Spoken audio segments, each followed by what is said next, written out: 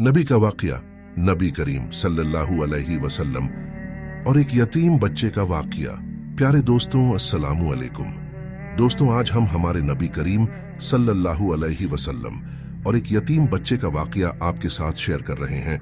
हमें यकीन है आपको यह किस्सा बहुत पसंद आएगा। दोस्तों, नबी करीम सल्लल्लाहु अलैहि वसल्लम का यह किस्सा सुनने से पहले एक बार दरूद शरीफ पढ़े। तो चलिए जानते हैं इस किस्से के बारे में। नबी करीम सल्लल्लाहु अलैहि वसल्लम और एक यतीम बच्चे का वाकया। नाबी का वाकया। ईद का दिन था। सूरज के निकलते ही बच्चों में नई जिंदगी की उमंग पैदा हो गई। बूढ़े भी जवानों की तरह सुबह सुबह गुस्ल करने लगे। सड़कों पर चहल पहल थी। बूढ़े खुश थे कि आज ईद है।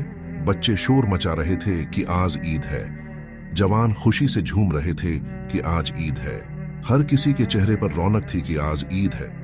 औरतें सजने संवरने में मशगूल थीं। हर तरफ खुशी की लहर दौड़ रही थी। हर दिल मुस्कुरा रहा था। सबके घरों में खुशियों के फव्वारे फूट रहे थे। दोनों जहां के मालिक व मुख्तार हजरत मोहम्मद मुस्तफ़ा सल्लल्लाहु अलैहि वसल्लम भी ईद की नमाज अदा करने के लिए तशरीफ ले जा रहे थे। रास्ते भर के कंकड़ और पत्थर हजरत मोहम्मद मुस्तफ़ा सल्लल्लाहु अलैहि वसल्लम की जूती शरीफ को चूमने की बरकत हासिल कर रहे थे। सूरज भी चेहरा मुस्तफ़ा से रोशनी की भीख ले रहा था। बच्चे गली कूचों में खेलों में मग्न थे। चलते चलते आप अचानक रुक गए। आपने देखा कि बच्चे खेल रहे थे। उनकी हंसी से फिजा में शोर हो रहा था। एक बच्चा दूसरे बच्चे की आंख बंद करके पूछ रहा था कि मैं कौन हूं। बच्चे ने उसका गलत नाम बता दिया। सब बच्चे हंसने लगे। बच्चे आज खुशी से फूले नहीं समा रहे थे। लेकिन इन सबसे दूर एक बच्चा था जो एक गोशे में बैठा हुआ था। उसके जिस्म पर फटे पुराने कपड़े थे। चेहरे पर उदासी थी और दिल में ना जाने कितने अरमान उसका दिल तोड़ रहे थे।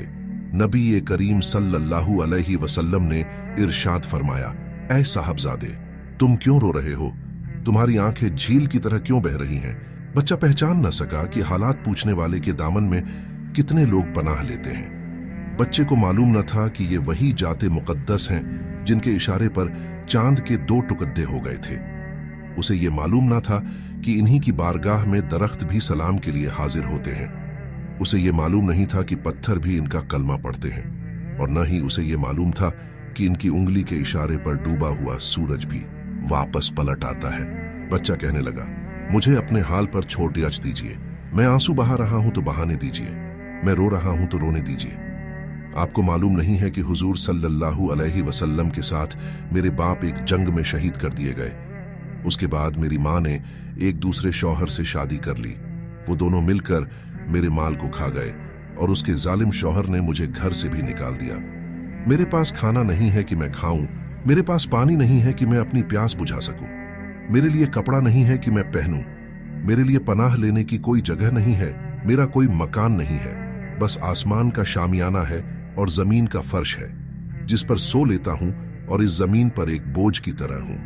लेकिन आज अचानक जब मैंने उन बच्चों को खेलते हुए देखा जिनके माँ बाप हैं, जिनके बदन पर नए नए कपड़े हैं, जिनके सरों पर हाथ रखने वाले उनके बुजुर्ग हैं, खुशी के गुलशन में बहारें हैं, उनके लिए माँ की ममता और बाप का प्यार है। उनकी खुशी को देखकर मुझे गुजरा हुआ जमाना याद आ गया। वो वालिदे गिरामी की कभी न भूलने वाली शफकतों का मंजर मेरे निगाहों के सामने दौड़ रहा है। आज मेरा जख्म ताजा हो गया है। मेरी मुसीबत ने एक नया रुख ले लिया है। आज अब्बू जान की मोहब्बत का झलकता हुआ सागर मुझे बेचैनी में मुबतला कर रहा है। यही मेरे रोने का सबब है।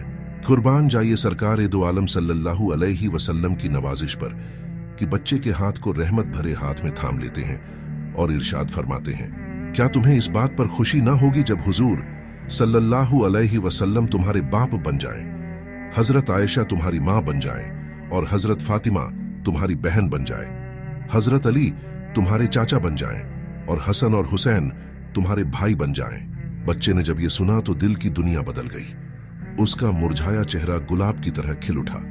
बच्चा दामन रहमत को पकड़ देकर मचल गया।